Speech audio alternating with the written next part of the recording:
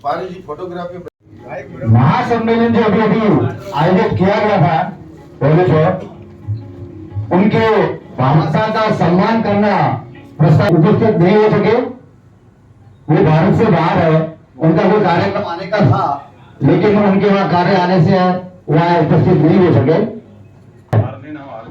बहुत ही अच्छी कोशिश की, उसी का परिणाम रहा कि ये महासम्मेलन भव्य से अति भव्य और शांतिपूर्ण रूप से सफल रहा। ने किया मुकेश भाई का भी बहुत बहुत आभार कि आपने टीम वर्क और सबका सहयोग लेते हुए, सबको साथ में रखते हुए इस कार्यक्रम को सफल बनाया। जय महादेव युवा संगठन चाहता है कि हम आपका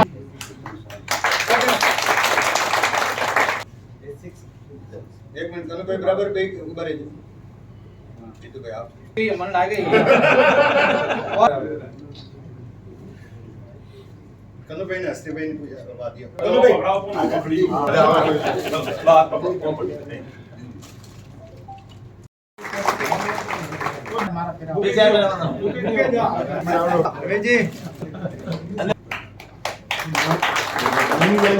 तीन जना सीधा रहो तीन जना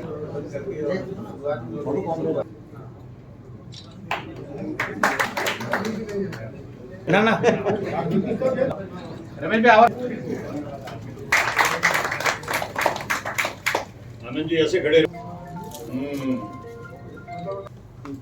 व्यक्तित्व के धनी हमारे बीच में जो बहुत ही सादगी भरे जीवन जीते हैं, मैं उनको धन्यवाद देता हूं। एक बार जय महादेव हो जावे। जय महादेव युवा संगठन के संस्थापक आदरणीय गोविंद जी कालंद्री। एक बार गोविंद भाई खड़े होकर के जय महादेव कर ले सबको। अरे आपकी तो वजह एक ऐसे शख्स है जिन्होंने जय महादेव युवा संगठन की अविरल मतलब 33 साल से जो सेवा दे रहे हैं, उसकी ये नींव की ईंट है। पूरा जीवन समर्पण कर दिया इस संगठन के लिए और समाज के लिए। बहुत से बंधु हैं। जिस दिन सम्मेलन था, हमारे कार्य सम्राट अध्यक्ष मुकेश भाई ने उनको कोई बात कही कान में कि मुझे कुछ जरूरत है, कुछ फंड की जरूरत है, मेरे लिए नहीं संगठन के लिए। तो उचित लागे बाला शासन अध्यक्ष और बाला शासन अध्यक्ष कमिटी को कौन पे मैंने एना वास्ते जानना काफी दिनों के बारे मन में विचार है और ग्रुपों में जीतू भाई जरा मोटा प्रवक्ता तो कोनी भाई साहब जब प्रश्न हुआ है मैंने बार जीतू भाई कीधु के 20 शब्द बोलियो मैं तो आप बोलिए तो आगे प्रश्न हुआ तो जवाब तो देना पड़ेगा और समाज के सामने प्रश्न हुआ तो जवाब देना जरूरी भी है।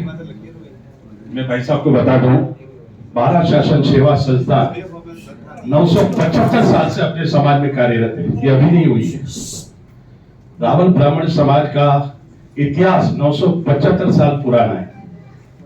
दुठेरी वेती थी, हम मारवाड़ी बोलो, दुठेरी वेती थी बटे वड़किया लोरकिया टीलुआ पछे टिकण समाजरा हक पर हगाई में तकलीफ आई यदि ऑपरेट समाज की बीजी हिंद गोत्र भी जोड़ती गई। मैं यहाँ वड़किया लोरकिया टीलुआ बात नहीं करूं, जतरा भी समस्त रावल ब्राह्मण समाज है इसमें जुड़ता गया और ये कारवा आगे बढ़ता गया। बाला शासन सेवा संस्था की स्थापना 975 साल जुड़ी है। उसके बाद अभी इसका गठन क्यों किया गया कि सामाजिक स्तर पे अपना इष्ट देव रावल ब्राह्मण समाज शानेश्वर महादेव वटे अपना होमवर्क मलियोड़ा है ने होमवर्क ने माय अमुक प्रॉब्लम था जे बाद मो अड्डा बनी के तो के हटाते ही वीडियो भी नेट पर डाले थे। लास्ट टाइम में मीटिंग में मैं खड़ी होगी और जो त्रुटि होगी उसको और जिसका जो हक है वो दिलवाने की कोशिश करेगी, उसमें आप भी शामिल है समस्त रावल ब्राह्मण समाज। और इसके लिए ज्यादा करेंगे तो और अपने कभी बैठेंगे। अभी अध्यक्ष महोदय की परमिशन अपने ले ली अपने दोनों ने, उसके बाद और कहीं बात करेंगे। जय महादेव। बहुत बहुत धन्यवाद है विद्युत साहब ने। तो आगे लोगों को चर्चा करने में मैं डायरेक्ट कॉन्टेक्ट कर रहा है। हमें रावण जी की उपाधि मिली, वो सारस जी मंदिर में मिली थी, वहीं से हम रावण कहलाने लगे। सारस जी मंदिर में पूजा के उपरांत, पूजा के दौरान वहां की परिस्थितियां ऐसी थी, आज से मैं 925 साल या 1000 साल पुरानी बात आपसे शेयर कर रहा हूं कि वहां उस समय 6 महीने की पूजा होती थी। एक पुजारी 6 महीने पूजा करता था, दूसरा पुजारी 6 महीने पूजा करने आता था। और उस समय वो मंदिर जो आज है वैसा नहीं था, एक छोटा सा मंदिर था जो जंगल में था। वहां मैं ये कहूंगा कि साल में एक व्यक्ति भी दर्शन करने नहीं आता होगा। अभी तो दिन के हजारों लाखों की संख्या है, लेकिन वो उस समय दिन के या साल का भी एक व्यक्ति कोई मुश्किल से आता होगा या नहीं आता होगा। उस समय हमारे समाज में तो वह पूजा करते थे। जब वहां पे हमें रावण जी की उपाधि उस मंदिर में चमत्कार के द्वारा मिली। चमत्कार हमारे पूर्वजों ने राजा के सामने किया था और स्वयं के राजा ने हमें ये उपाधि दी थी। और वो चमत्कार क्या था वो भी आपको मैं जानकारी दे दूं। हर राजा हो या कोई भी आज की वर्तमान परिस्थिति कही जाए तो हर सफल व्यक्ति के साथ में एक चमचा जरूर होता है। सुनिए बात, हर सफल व्यक्ति के साथ में एक चमचा जरूर होता है। ये सार्वभौमिक सत्य है, मानो या ना मानो, लेकिन ये आदिकाल से चला आ रहा है, आज नहीं। उस समय भी ऐसा हुआ था। सारनाथ मंदिर में जब शरीर के राजा दर्शन करने के लिए आए तो उनका दीवान उनके साथ था,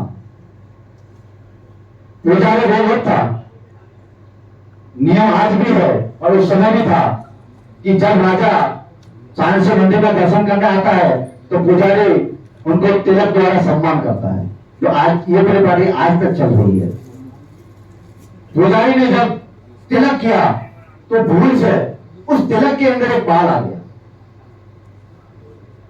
बाल आ गया तब दुष्ट राजा ने तो कुछ नहीं कहा, लेकिन साथ में खड़े दीवान ने उसके ऊपर व्यंग कस दिया और बोल दिया, और क्या शिव जी के भी बाल आए हैं?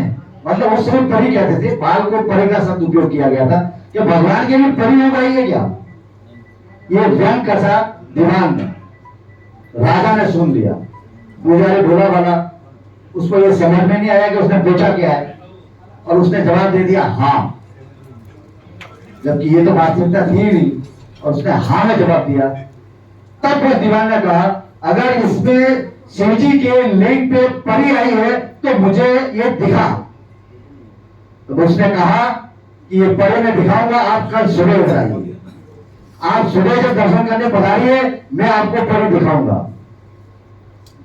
लेकिन आज के लिए जो आज की हमारी विचारधारा सोच है वैसे उन पूर्वजों में नहीं थी। भोले वाले थे, दिन के स्वस्थ थे, मन के साफ थे।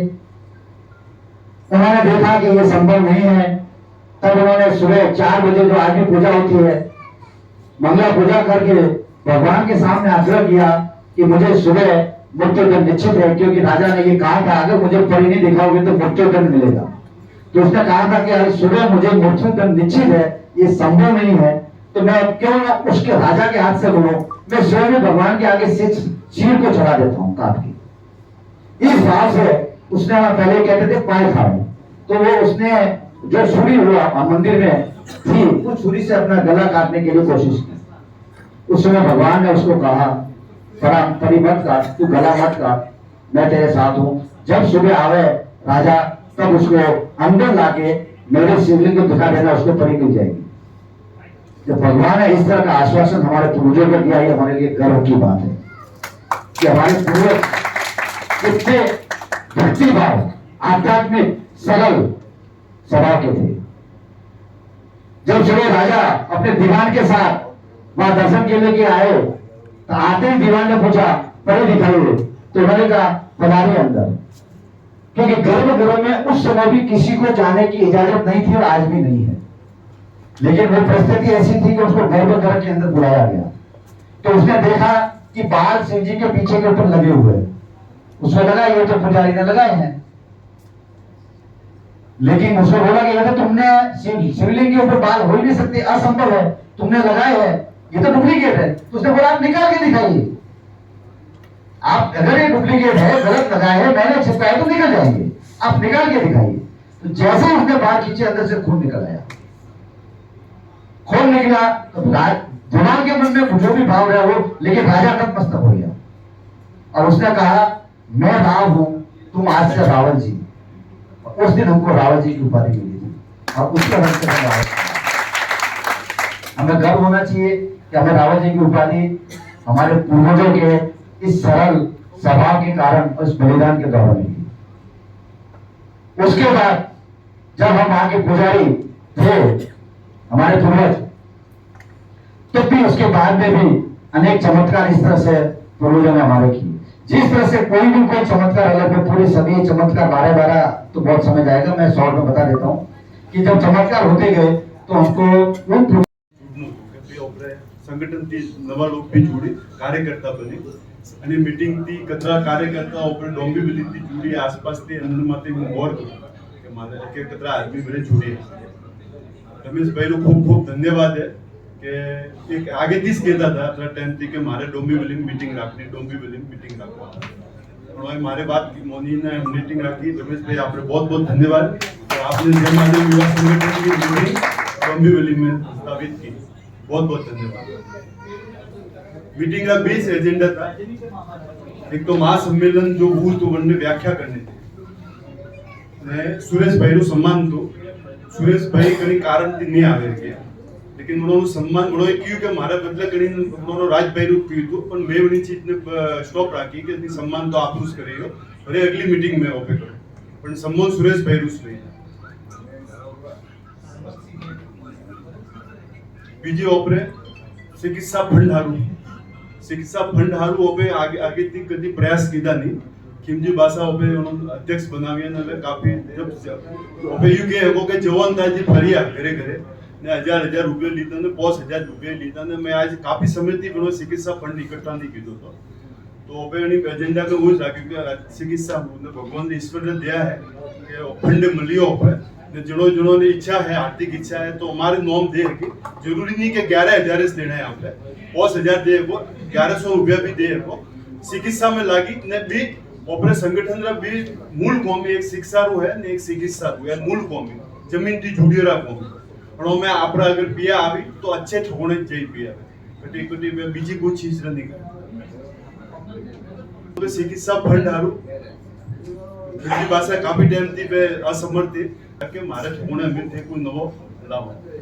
बातचीत करता करता भाई साहब क्यों अनु भाई ने ऊपर विचार बनियो के भवर भाई मन जमिया अच्छो लागू के भवर भाई ने सक्षम है एवनी चीज ने हंबारवा हारू सक्षम भी है। बारे में को बात हुई थी जीतू भाई की तो वो प्रस्ताव काफी टाइम थी मोरे संयोजक मोते कोविड जीरो तो सबसे पहला शुरुआत में वो 3 साल थी गानू गावे रहियो समूह लग्नरा कोई नियम बनाओ, समूह लग्नरा कोई नियम 11,000 का सहयोग है, बे का 21,000 ये देवा वाला भाई लास्ट टाइम में मोंगीलाल जी नोस की तो के और संगठन का ये बात भी है पर हमके पास होने के यार वो जी मुंडरा कोई चीज पे आ गई और भी तो मोंगील जी तो कहते कोई तैयारी हुई हमके पटाओ, लेकिन नियम होने से ओपरे उनको तो हर समाज की नहीं बनी वो हमने जो पूरी इकट्ठा करके लाते हैं वो बनाने और ऊपर से वही से के वो उनका भी सम्मान में सामने होना चाहिए। और वो आपको नहीं बनते क्या बोलने बड़े बड़ा लोगों ने बड़ा लोगों ने कौन ने आवाज गाली है कि अपनी कम आप ले कौन समाज की जुड़ी हो आप क्या करो वो तो मन क्यों नहीं है कोई नहीं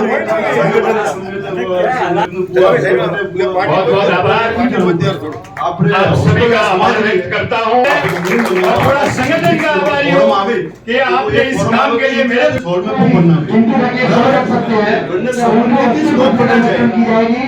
साथ में 50 रहेगा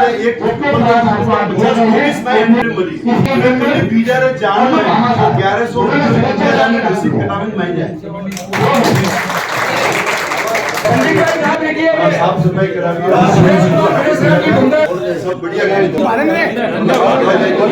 मस्त हमें के है जमीन है ऑफर आवे कोई चीज करे लिया हाउ भी थोड़ी सो की भूखी इनकम में चालू कीते बेटा साफ सफाई रे इनकम में चालू ने आदमी दिया रही है वो बटे बराबर वो बॉडीगार्ड बैठे बैठो रहो।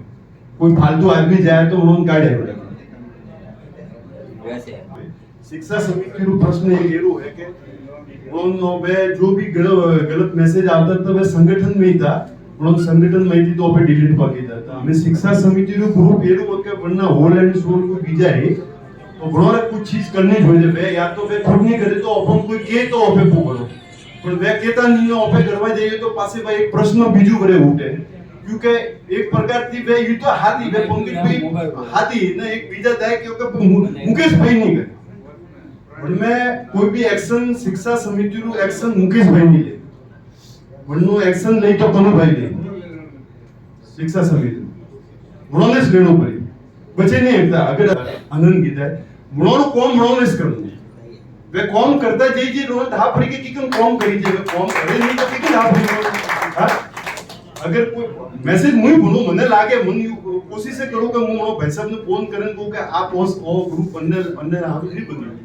आप कभी बीजा चीज में करो ने वे प्यार भरे ना के ओपन करो जी थोड़ी आ पंकज भाई ने है कि कहीं क्यों है तो ये आपका अधिकार है। चालू करने याद सवाल वो आयो हमें सोना है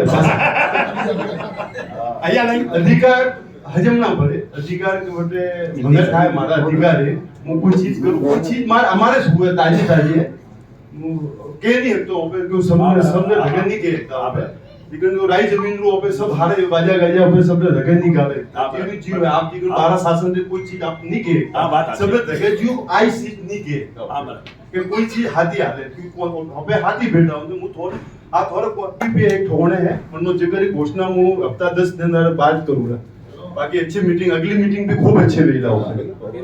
जय माता हर समय अपनी मृत वाणी से